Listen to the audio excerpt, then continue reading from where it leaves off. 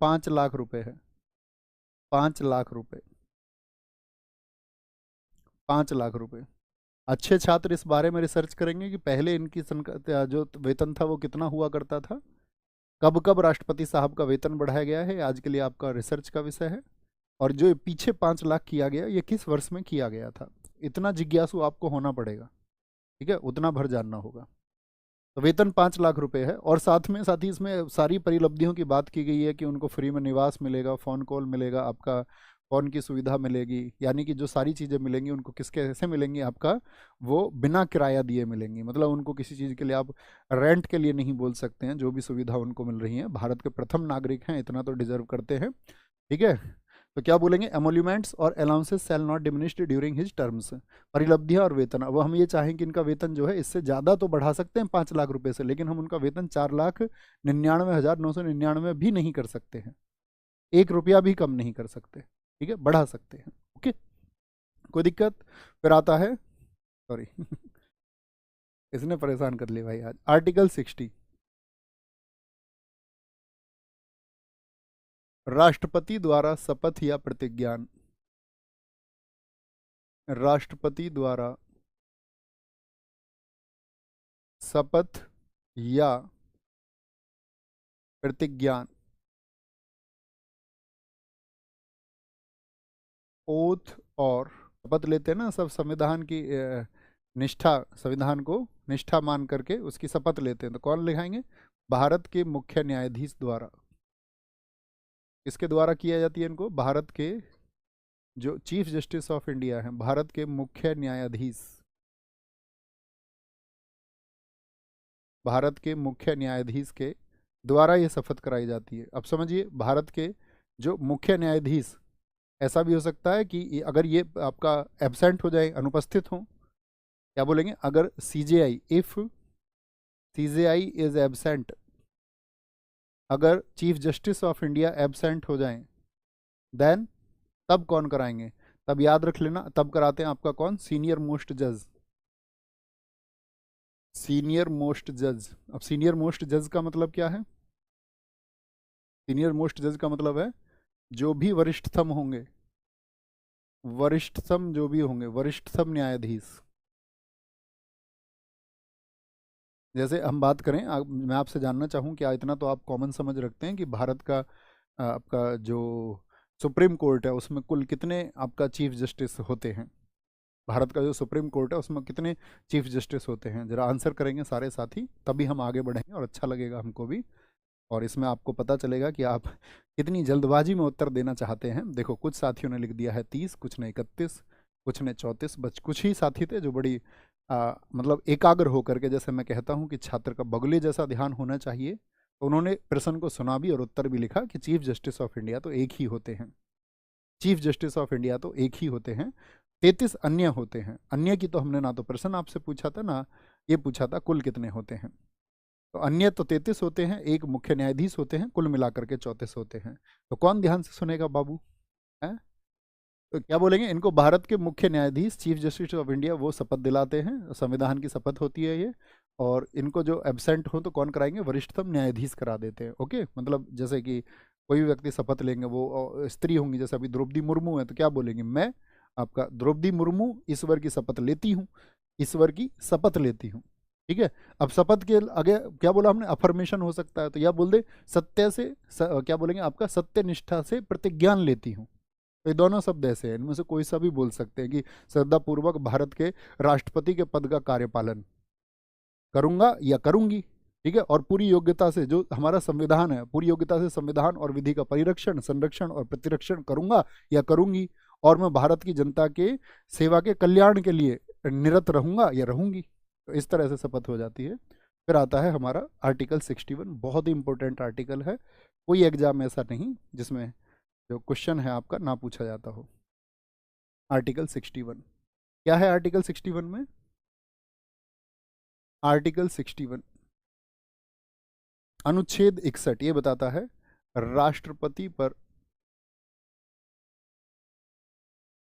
राष्ट्रपति पर महाभियोग चलाने की प्रक्रिया। महाभियोग चलाने की प्रक्रिया किस देश से लिए हमने, बताएं जरा फटाफट से।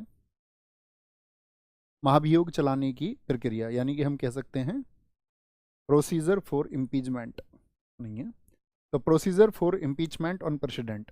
पहली बात, ये जो प्रक्रिया हमने लिए कहाँ से लिए है, यह है यूएसए। कहाँ से, यूएसए से ली गई है, ली गई है, टेकन फ्रॉम द यूएसए। दूसरा, यह एक अर्ध न्यायिक प्रक्रिया है, यह एक अर्ध न्यायिक प्रक्रिया है, यह एक अर्ध न्यायिक प्रक्रिया है, सेमी जुडिशियल प्रोसेस है ये। It is a, it's a, दो चार शब्दों में लिखिए मैं समझ जाऊंगा। सेमी जुडिशियल, अर्धन्यायिक क्यों कहते हैं हम इसको, अर्धन्यायिक होने का क्या मतलब है। जैसे कि जब हम किसी चीज को बात करते हैं कि ये न्यायिक है, तो न्यायिक होने का मतलब होता है कि वह जो न्याय हुआ है वह न्यायालय के द्वारा हुआ है, जो जस्टिस है वो कोर्ट के माध्यम से हुआ है, तो ऐसी प्रक्रिया को हम न्यायिक प्रक्रिया कहते हैं। लेकिन जब न्याय, यानी कि आपका जस्टिस, जब न्याय आपका किसी न्यायालय के द्वारा ना किया जाए, यानी न्याय तो हो लेकिन वह न्याय आपका न्यायालय के द्वारा ना हो, तो उस प्रोसेस को हम क्या कहते हैं, बताएंगे भी फटाफट से। बहुत बढ़िया, बहुत शानदार। सर जीएस में एक क्या बोला, मोहिनी अट्टम के अलावा एक और बुक है उसमें मोहिनी अट्टम है, सर प्लीज। मोहिनी अट्टम ठीक है, भरतनाट्यम से भी है, हेमा मालिनी दोनों से संबंध रखती हैं। यह कैसा, पहले यहाँ पर यार तुम लोग जो मैं पढ़ा रहा होता हूँ उस पर फोकस क्यों नहीं करते हो। उसके ख्यालों में हेमा मालिनी आ रही है, हेमा मालिनी ड्रीम गर्ल है माना मैंने, लेकिन भाई वो धर्मेंद्र के लिए है। एक आपका अर्ध न्यायिक प्रक्रिया, सेमी जुडिशियल क्यों है, क्लियर हुई बात, थम्स अप करें। सेमी जुडिशियल का मतलब ही होता है कि जिसमें क्या हो, न्याय जो है वह न्यायिक संस्थाओं द्वारा ना किया जाए। बात क्लियर है। तो क्योंकि इसमें अब देखेंगे आप, जब हम इस प्रोसेस को जानेंगे इसमें न्यायालय का कहीं पर योगदान ही नहीं है। अगली बात करते हैं, कोई दिक्कत इस बात में। यह प्रक्रिया, यह प्रक्रिया संविधान के उल्लंघन पर, ऐसे नहीं बेवजह, संविधान के उल्लंघन पर, उल्लंघन पर की जाती है या अपनाई जाती है। ऑन कॉन्स्टिट्यूशनल डिसओबे, ऐसे लिख लीजिए, on constitutional disobey, disobey, then it will be in implementation. अगली बात, महाभियोग क्या बोलेंगे, महाभियोग राष्ट्रपति को उसके पद से हटाने की प्रक्रिया है, इसलिए होता है राष्ट्रपति को उसके पद से हटा दिया जाए, राष्ट्रपति को पद से हटाने की, पद से हटाने की, उसके पोस्ट से हटाने की प्रक्रिया है। ठीक है, तो क्या करना है, उसको उसके पोस्ट से हटाना है, यही इम्पीचमेंट है। अगली बात करेंगे, यहाँ पर क्या होता है, लिखना, अब तो समझना है, लिखना नहीं है। होगा क्या, देखो इस बात को समझो, तो क्या होगा इसमें, नोट करना जरा। जैसे कोई भी राष्ट्रपति हैं, मान के चलो कोई वर्तमान में जो राष्ट्रपति, किसी पिछले की बात करते हैं, वर्तमान की बात नहीं करते हैं। कोई एक राष्ट्रपति थे, एक्स राष्ट्रपति हमने मान लिए, ठीक है। अब उनको हमको हटाना था, क्योंकि अपने राष्ट्रपति हमारे देश के जो हमारे साथी संवैधानिक पद हैं उनके प्रति हमको हमेशा आदर भाव रखना चाहिए, कोई भी पद हो, ठीक है, क्योंकि ये हमारा कर्तव्य है इस देश के प्रति। तो जो राष्ट्रपति हैं आपका, एक्स कोई राष्ट्रपति हैं, उनको आप हटाना चाहते हैं, तो उन्होंने अगर संविधान का उल्लंघन भी किया है और ये पाया गया है कि वे संविधान का उल्लंघन कर रहे थे, तो प्रोसेस क्या है, तो पहले तो उनको नोटिस जाएगा, पहले क्या जाएगा, उनको नोटिस जाएगा, और वो नोटिस कैसा होगा, लिखना, एटलीस्ट कम से कम 14 दिन पहले, ज़्यादा से ज़्यादा कितना भी भेज दीजिए, हम समझते हैं परफेक्ट 14 डे, परफेक्ट 14 दिन नहीं होता, कम से कम 14 दिन पूर्व, कम से कम 14 दिन पूर्व क्या जाएगा, राष्ट्रपति को नोटिस जाता है, राष्ट्रपति को नोटिस जाएगा, एटलीस्ट 14 डेज लिख लेना, ठीक है,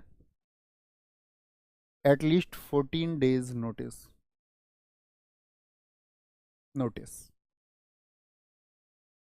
14 दिन जब नोटिस चला जाएगा, इसके बाद में क्या बोलेंगे, यहाँ पे लिखना, साथ में अगली बात क्या होगी, प्लस करके लिखना, जिस सदन से शुरू, जिस सदन से यानी जिस हाउस से इसको शुरू किया गया है, जिस सदन से शुरू किया जाएगा उसके 1/4 सदस्यों के साइन होने चाहिए।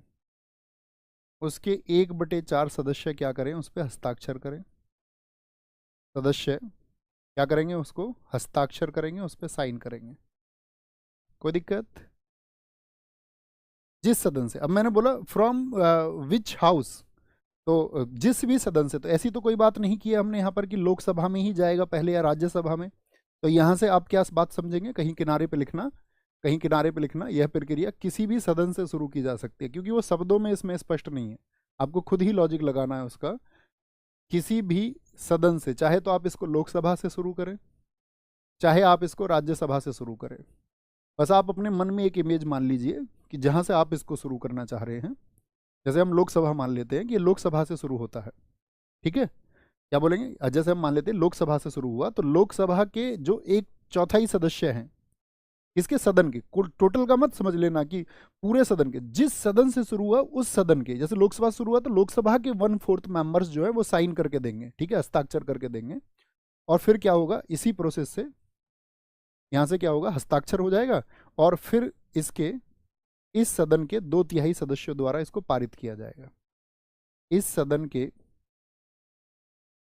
2/3, 2/3 ऑफ मेंबर सदस्य क्या कर देंगे, इसको पारित करेंगे, पास कर देंगे, लिख लेंगे, passed by the 2/3 member of that house. इन्होंने इसको पास कर दिया, अब कहाँ जाएगा, अब दूसरे सदन में जाएगा। अब कहाँ जाएगा ये, दूसरे सदन में। तो दूसरे सदन में क्यों भेज रहे हैं अब इसको, दूसरे सदन में होती है इन्वेस्टिगेशन, दूसरे सदन में अन्वेषण होगा, अन्वेषण, अन्वेषण अर्थात इन्वेस्टिगेशन होगी, इन्वेस्टिगेशन होगा, इन्वेस्टिगेशन होगा। मान के चलो यहाँ पे हमने शुरू किया था लोकसभा से, तो अब इन्वेस्टिगेशन किस में होगा, जरा नाम लिखिए, मैं समझ पाऊंगा कि आप समझ पा रहे हैं मेरी बात को। तो दूसरे सदन में जाएगा, दूसरा सदन इसकी जांच करेगा कि ये 1/14 सदस्यों द्वारा हस्ताक्षर किया गया, 2/3 सदस्यों द्वारा ये पारित हुआ, और ये इस प्रोसेस को आगे बढ़ाएंगे, और यहाँ भी एक स्पेशल मेजोरिटी आएगी, 2/3 बहुमत, इसी को बोलते हैं 2/3 बहुमत से, 2/3 बहुमत पारित होगा। और लोकसभा में भी पारित हो चुका, वहाँ भी पास हो गया, तो यहाँ भी लिखेंगे passed by the 2/3 majority of that house, passed by the 2/3 majority of that house, जिस भी सदन में आप हैं। और जैसे ही यहाँ से पारित हो गया, तो इसमें पारित होते समय क्या होगा, आपका जो दूसरा सदन में कार्यवाही चल रही होगी, तो वो यहाँ पर राष्ट्रपति साहब अपना पक्ष रख सकते हैं, उनके पास ये अथॉरिटी है, राइट है कि वो यहाँ पर जाकर के अपना पक्ष रख सकते हैं। तो जब दूसरा सदन होगा, वहाँ पर क्या होगा, राष्ट्रपति अपना पक्ष रखेंगे, राष्ट्रपति अपना पक्ष रख सकते हैं, इसको लिखना, राष्ट्रपति अपना पक्ष रख सकते हैं, यानी कि president have the right to appear, president have the right to appear, यहाँ पर वो उपस्थित होने का, यहाँ पर अपनी बात रखने का, क्या बोलेंगे, उनको पक्ष है। लेकिन मान के चलो यहाँ पर उन्होंने अपनी बात रखी और सुनी गई, और 2/3 से यहाँ भी पारित हुआ, तो जिस भी डेट को ये पास होगा, उसी डेट को क्या है, राष्ट्रपति साहब अपने पद से हट जाएंगे। बात क्लियर है, हम सब करके बताए, जिस दिन ये पारित हो जाएगा उसी डेट को राष्ट्रपति साहब क्या होगा, अपने पद से हट जाएंगे, ठीक है, हट जाएंगे। बात क्लियर है। तो ये हुआ महाभियोग। तो मुझे बताइए, महाभियोग कहाँ से शुरू हुआ, किसी भी सदन से, आप चाहे लोकसभा शुरू करें चाहे राज्यसभा से।